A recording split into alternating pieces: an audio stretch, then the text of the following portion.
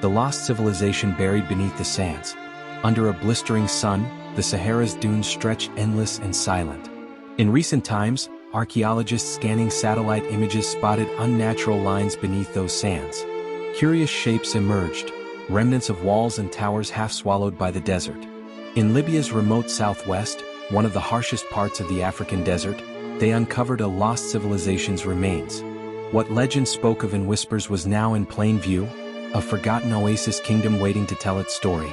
The wind sighs over buried ruins as if echoing the voices of a people long gone, their story ready to be unearthed. Long before modern discovery, there were whispers in ancient chronicles of a thriving people deep in the Sahara. Greek historian Herodotus wrote of desert folk who rode chariots and farmed salt-laced lands. Romans, too, mentioned a fierce nation beyond their frontiers, traders and raiders living at the world's edge. To distant empires, this civilization was a mystery, spoken of as if half legend, half fact. As centuries passed, these tales of Iram of the Pillars or the Atlanteans of the Sands faded into myth, and the desert kept its secrets. But local nomads still told stories of ruins half buried in dunes, traces of a bygone glory. In those campfire tales and old scrolls were the first hints of an oasis kingdom that time had nearly forgotten. Thousands of years ago, the Sahara was not a sea of sand but a land of rivers and grasslands. During the African humid period, rains fed lakes and pastures where wildlife roamed and early people thrived. But slowly, almost too subtly to notice, the climate shifted. Rains weakened, rivers changed course, and lakes dried into salted flats. By around 1000 BC, North Africa's climate lurched from wet to arid. As the sands advanced, many communities fled in search of water. Others, however, refused to leave the land of their ancestors. In a few precious pockets where groundwater lingered, life clung on. One such place was the Fezzan region of southwestern Libya, a valley ringed by cliffs, where an underground aquifer hid beneath a crust of salt. Here, against all odds, a determined people laid the foundation for a new civilization. They would not follow the rains, instead they would bring water to them. In the heart of the Fezzan, an oasis kingdom took root around 500 BC. Its people, known to history as the Garamantes, learned to coax life from the barren land. They founded a capital city called Garama, nestled amid palm groves and acacia in a broad wadi valley, ringed by desert hills. According to local lore, early settlers were drawn by a natural spring and fertile patch of soil. Over generations, this humble settlement grew into a bustling oasis town, the heart of a new kingdom in a riverless desert. Mud brick walls rose to fortify the town, protecting its wells and homes from nomadic raiders.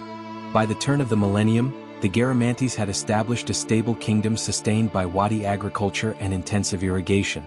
They bred cattle and goats on the sparse scrubland and planted plots of wheat and barley, carefully tending every precious shoot of green.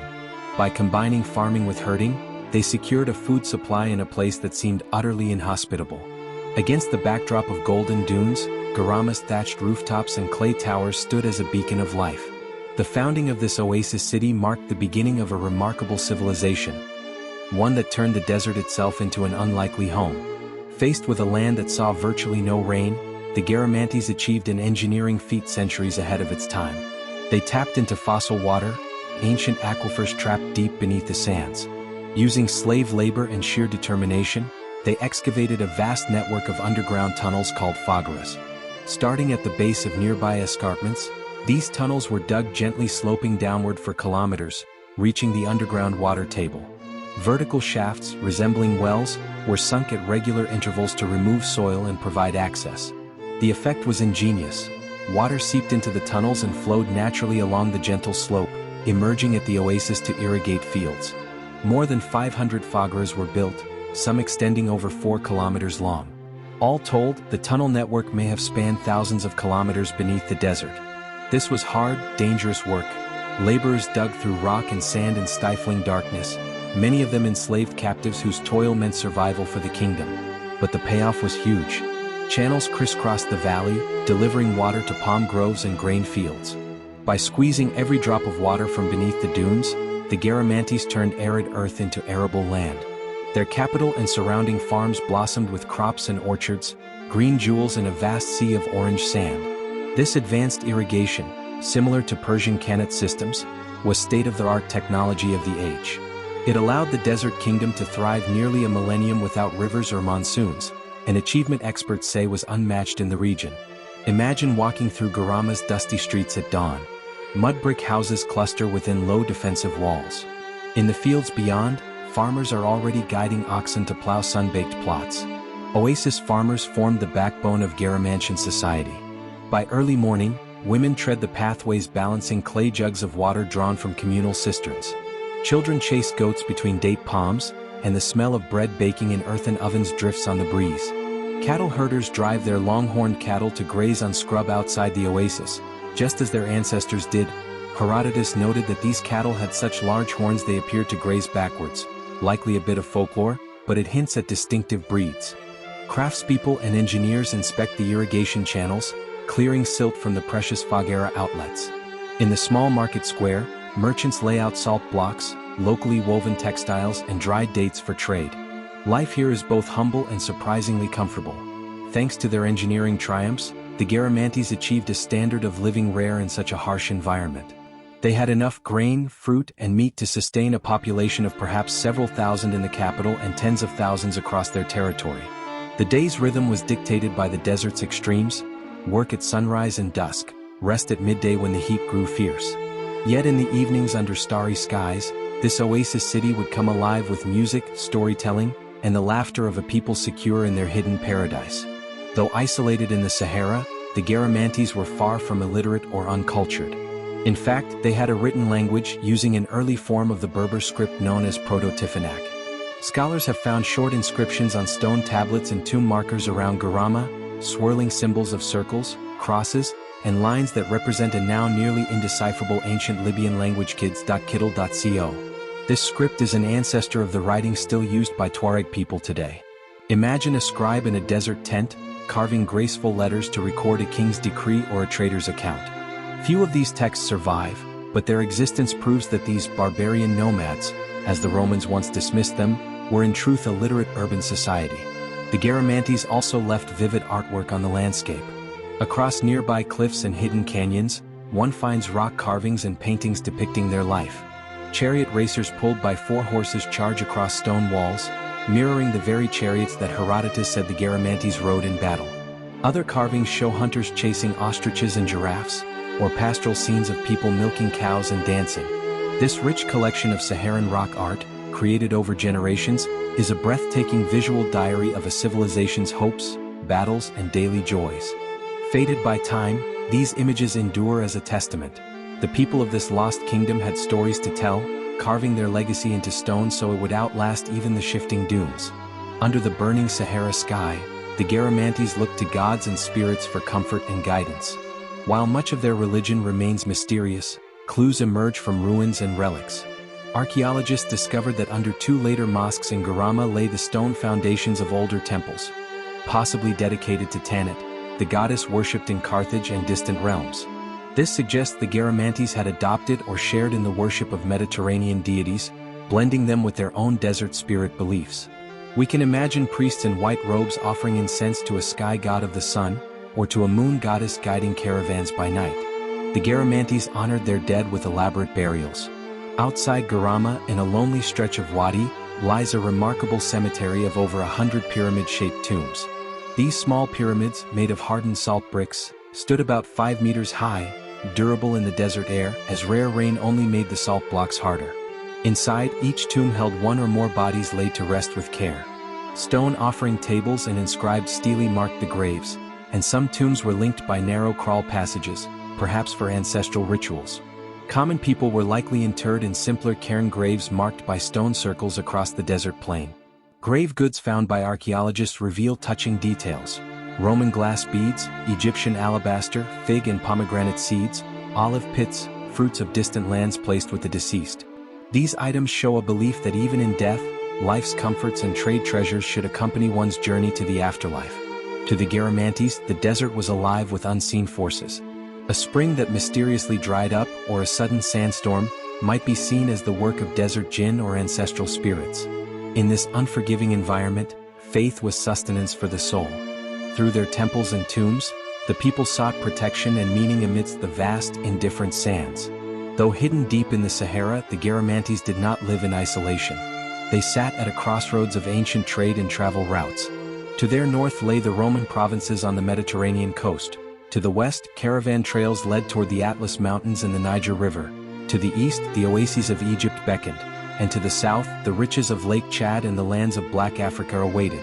This strategic position put the Garamantes in contact, and sometimes in conflict, with distant peoples.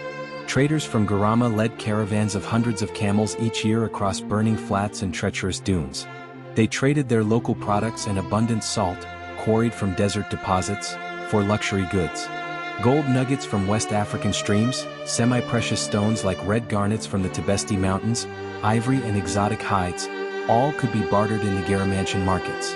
In exchange, they obtained Roman glassware, fine Mediterranean olive oil, and Egyptian linens to satisfy a growing elite. But not all encounters were peaceful. The Romans viewed this desert kingdom warily. Garamantian raiders sometimes struck north, and in AD 69 a coalition including the Garamantes even attacked the Roman city of Leptis Magna on the coast. Rome retaliated. Legions marched south under the command of Cornelius Balbus in 19 BC and later under Emperor Septimius Severus in AD 202, reaching Garama itself. These incursions were brief. The Romans found conquering the desert daunting, but they demonstrated that the Garamantes were a force to be reckoned with. Roman writers described the Garamantes as proud and ungovernable, always engaged in brigandage against neighbors. In truth, the Garamantes mainly defended their domain and profited as middlemen in trans-Saharan trade. They fortified their oasis and reportedly even filled in their wells with sand when retreating, to thwart invaders. Living at the world's perceived edge, they carved out a sphere of influence that made even the mighty Roman Empire take notice. The height of the Garamantian civilization was marked by wealth and relative peace. By the first few centuries AD, Garama thrived as a cosmopolitan oasis city. Camel caravans became the lifeblood of its economy. Often called the Kingdom of the Sands, this realm funneled goods between the Mediterranean and sub-Saharan Africa. Gold dust and slaves captured or traded from the south were two of the most valuable commodities passing through. In exchange, silk, glass, and wine from the north made their way into Saharan interiors. The ruling class of Garama grew prosperous. We can picture a Garamantian king or queen in a palace cooled by desert breezes, adorned in imported fine linens and jewelry of carnelian and glass. The capital's population swelled to perhaps 4,000 residents, with outlying villages and forts bringing the kingdom's total up to 50,000 or more. Fortified towns dotted the kingdom's key oases. Over 100 such settlements have been identified, featuring thick walls and even castle-like strongholds at their centers. This suggests a well-organized state with regional governors or chiefs under a central authority. Indeed, historical evidence hints at a line of Garamantian kings, their names now lost, who ruled from Garama's throne. Under their governance, law and order prevailed along the caravan routes they controlled. The standard of living for free citizens was likely high. Roman envoys visiting Garama were astonished to find lush gardens, flowing water, and bustling markets in the middle of nowhere. By pioneering oasis agriculture and dominating desert trade, the Garamantes created a golden age for themselves, a time when, against all logic, culture flourished amid deserts. They built in stone and salt block, erecting tombs and monuments to last ages. For centuries, their kingdom shone as a beacon of human ingenuity and resilience. As the 4th century AD dawned, the Garamantes faced a challenge more dire than any foreign army. Their lifeblood, the groundwater feeding the Fogaras, began to dwindle. After centuries of continuous use, the vast sandstone aquifer beneath the Fezzan was slowly being depleted. Year by year, the water in the tunnels flowed a little less freely. Wells that once brimmed now had to be dug ever deeper. To maintain their fields, the Garamantes needed to extend their Fogara tunnels farther and farther, chasing the receding water table. This created an unsustainable demand for labor. Slaves, who had been captured in wars or traded as commodities, were the ones who dug and cleaned these tunnels. Now, even as water became scarcer, slaves too became hard to come by. Neighboring tribes fortified or fled, and Roman might to the north made large-scale raiding perilous. The kingdom had likely reached peak water, extracting more from the earth than nature could replenish. Drought conditions or slight climate shifts could tip the balance from hardship to catastrophe. Archaeological evidence suggests that around this time, food shortages and famine struck the region. Skeletons from late Garamantian cemeteries show signs of malnutrition. Political fractures emerged as well. Smaller communities built defensive walls of their own, hinting that central authority was weakening and perhaps local factions fought over the remaining resources. The great oasis that had sustained life for a millennium was beginning to fail. In the villages, elders must have watched with dread as beloved date palms withered, as each year the plantings along the farthest fields turned brown for lack of water. The desert they had pushed back for so long was closing in once more. The end, when it came, was gradual but inexorable. By the late 4th and 5th centuries AD, Garamantes society unraveled. The failing water supply led to crop failures, hunger, and desperation. Once bustling towns were abandoned one by one, their inhabitants migrating north toward the coast or deeper south to better watered lands. The kingdom fractured into small chiefdoms, each clinging to whatever oasis could still sustain life. The proud capital Garama itself dwindled. Its last years are scarcely recorded, but we know that when Islamic armies pushed westward in the 7th century, they found only remnants of this civilization. In AD 667, an Arab commander named Uqba ibn Nafi reached the oasis of Garama on his quest to spread Islam across the desert. He found a place likely already weakened and mostly deserted, its glory days gone. Garama was conquered or peacefully absorbed into the emerging Islamic world, marking the formal end of the Garamantes kingdom. After that, history's records fall silent. The once great Saharan realm became little by little, simply a thing of myth and memory. The sands marched in, unopposed now by human hands. Dunes slowly buried the mud brick houses and clogged the dry irrigation shafts. A traveler passing through in the centuries afterward might notice crumbling walls half covered by sand, or an old salt block pyramid eroding under the sun, but likely assumed they were the work of the Romans or some other known people. Even the descendants of the Garamantes forgot their ancestors. In time, local Berber residents came to believe the extensive Foggara tunnels were Roman-built, not realizing it was their own forebears' ingenuity. By the medieval era, the kingdom of the sands had entirely faded from human memory. The desert, which had given life to this civilization, ultimately reclaimed it. Nothing was left of their cities but wind-worn ruins, and nothing left of their story but echoes in ancient texts and folklore. For generations, the ruins of the Garamantes lay quietly under drifting dunes. Occasional explorers and desert nomads stumbled upon strange artifacts, a fragment of painted pottery here, an eroded wall there, but without context, these finds were mysteries. The world had all but forgotten that a complex urban society ever thrived in the Sahara's heart.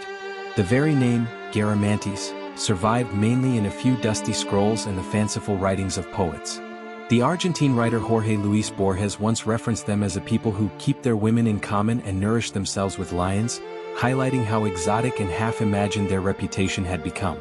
In truth, the memory of the desert kingdom became so distorted that it mingled with myth. Medieval Arab geographers spoke of Iram of the Pillars, a legendary lost city punished by God and buried in sand, perhaps a distant echo of Garama's fate woven into Islamic folklore. European explorers of the 19th century heard local legends of a city of ghosts, in the Fezzan, its towers visible at dusk before vanishing mirage-like at dawn. These ghost stories were the last faint whispers of a real history. Little tangible remained, a line of stones, a scatter of bleached bones, and puzzling tunnels that made later peoples wonder who could have built them. The sands kept their silence, guarding the secret of a civilization that once made the desert bloom. Yet, as tantalizing as these hints were, it would require modern science and determination to finally unravel the truth. The stage was set for archaeologists to follow the trail and bring the Garamantes story back into the light. The rediscovery of the Garamantes civilization is a tale of persistence and cutting-edge science. In the mid-20th century, Italian and Libyan archaeologists first excavated parts of Garama's ruins, not yet realizing the scope of what they had found. But it was only in the 1960s and later, especially with a groundbreaking project in the 1990s and 2000s, that the true extent of this lost kingdom came to light. British archaeologist David Mattingly and his team used satellite imagery and aerial surveys to scan the Fezzan from above. The images revealed an astonishing pattern: scores of ancient forts, towns, and fields faintly visible beneath centuries of sediment. More than 100 abandoned villages and farmsteads were identified, linked by the remnants of canals and roads in the sand. On the ground, excavations uncovered mud brick walls still standing chest-high, fortresses with watchtowers up to 4 meters tall, and cemeteries with intact pyramid tombs. The artifacts spoke volumes: pottery styles, iron tools, jewelry, all evidence of a vibrant culture. Researchers confirmed these sites dated from roughly 900 BC through AD 500, matching the timeline of the Garamantes. With each find, the old stereotype of the Garamantes as primitive nomads fell away. Instead, a picture emerged of an advanced society. Oasis farmers living in planned towns, skilled in water engineering, possessing a writing system and unique art. They were indeed pioneers in establishing oases and opening up trans-Saharan trade, as Professor Mattingly noted. Local Libyans, whose school curricula had barely mentioned this chapter of history, suddenly found pride in this long-suppressed heritage. Archaeology museums in the region now display Garamantes artifacts, from inscriptions and proto-Tifinagh to elegant Roman glassware retrieved from graves, connecting modern Saharan people with their ancient ancestors. Perhaps most importantly, scientists studying the Garamantes have gleaned a sobering lesson about environmental limits. The fall of this civilization underscored how even advanced societies can collapse if they exhaust their vital resources. In an age where groundwater depletion and climate change threaten communities around the world, the Garamantes story is more relevant than ever. A reminder that human innovation can conquer harsh environments, but only up to a point. The tale of the Garamantes is both inspiring and cautionary. Here was a civilization that transformed a desert into a homeland, thriving for over 6 centuries against all odds. Their legacy lives on in the traces they left, the labyrinth of collapsed tunnels still threading beneath the Fezzan, the ruins of Garama where even today date palms grow, fed by the last whispers of the ancient aquifer. For Libyans and for the world, the forgotten history of this lost desert city has been reclaimed. Where once there was a blank spot on the historical map, we now recognize the Garamantes as innovators, farmers, builders, and traders who bridged worlds. Their ability to adapt offers a lesson in human resilience. Yet their collapse teaches humility. It warns that no mastery over nature is absolute, especially when resources run out. As one stands today amid the tumbled stones of a Garamantes fortress, with the dunes slowly encroaching, it's easy to feel a connection across time. The breeze that whispers through the ruins seems to carry echoes of laughter in a once lively market, the distant rumble of chariot wheels, the chants of a priest offering thanks for water in the desert. Thanks to modern explorers, the lost civilization buried beneath the sands is lost no more. Its story of ingenuity, prosperity, and ultimately tragedy reminds us that even the mightiest city can be humbled by nature's cycles. And as we face our own era's challenges, we carry the memory of the Garamantes with us, a people who made the Sahara bloom until the sands reclaimed their due. Their faded murals and silent ruins now speak volumes, ensuring that the Garamantes are forgotten no longer, but celebrated as a chapter in humanity's great saga.